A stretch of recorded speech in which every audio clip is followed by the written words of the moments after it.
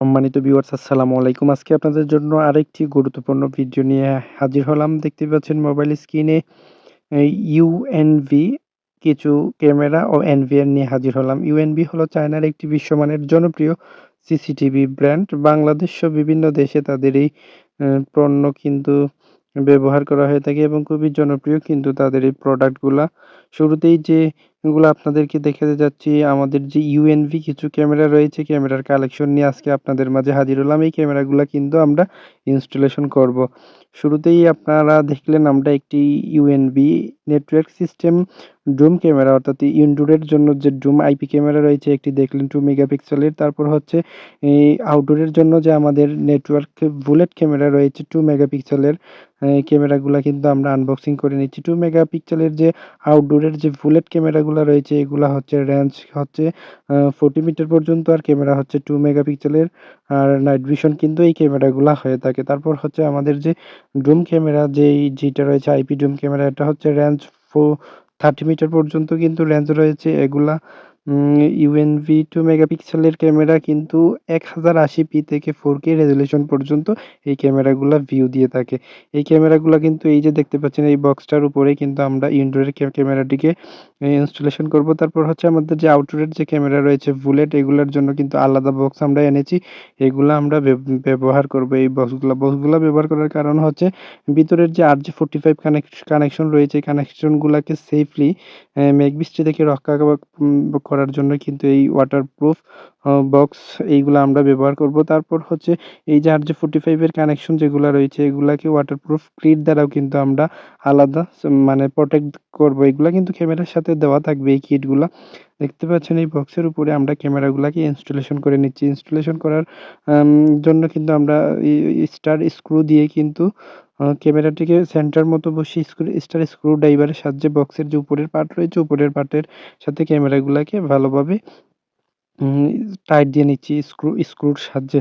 এভাবে কিন্তু আমাদের যে ৪ টি ক্যামেরা রয়েছে আমাদের আউটডোরের জন্য বুলেট নেটওয়ার্ক আইপি ক্যামেরা, এগুলা কিন্তু এইভাবে প্রত্যেকটি বক্সের উপরে কিন্তু এভাবে একের পর এক আমরা ইনস্টলেশন করে নিচ্ছি। তারপর হচ্ছে এটা আমাদের সর্বশেষ এই লাস্ট ক্যামেরা, আমাদের যে আউটডোরের যে বুলেট ক্যামেরা হচ্ছে নেটওয়ার্ক বুলেট ক্যামেরা, এটা হচ্ছে সর্বলাস্ট।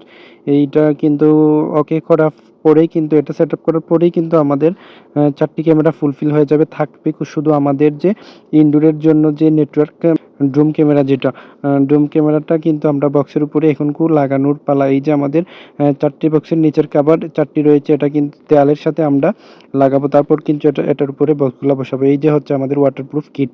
প্রত্যেকটি ক্যামেরার সাথে একটি করে ওয়াটারপ্রুফ কিট রয়েছে এবং প্রত্যেকটি ক্যামেরার সাথে ১ প্যাকেট করে স্ক্রুর প্যাকেট রয়েছে এবং স্ক্রুর প্যাকেটে কিন্তু রয়্যাল প্লাগও আমরা পেয়ে যাচ্ছি। এখন কিন্তু আমাদের যে ইনডোরের জন্য যে ডুম ক্যামেরা রয়েছে, ডুম ক্যামেরার যে কভার রয়েছে, ডুম ক্যামেরার যে বক্স রয়েছে, বক্সের উপরের কভার এর মধ্যে আমাদের ডুম ক্যামেরাটি ইনস্টলেশনের পালা। ইনস্টলেশনের পূর্বেই কিন্তু আপনারা ক্যামেরার উপরের কভারটিকে খুলে ফেলতে হবে। উপরের কভারটিকে খুলে ফেলার জন্য একটি এলকি আপনারা ক্যামেরার বক্সে পেয়ে যাবেন।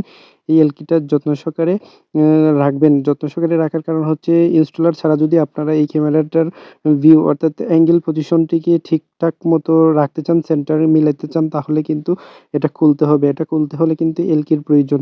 আর যদি আপনাদের কাছে এলকি না থাকে তা না হলে কিন্তু আপনারা এই ক্যামেরাটি খুলতে পারবেন না।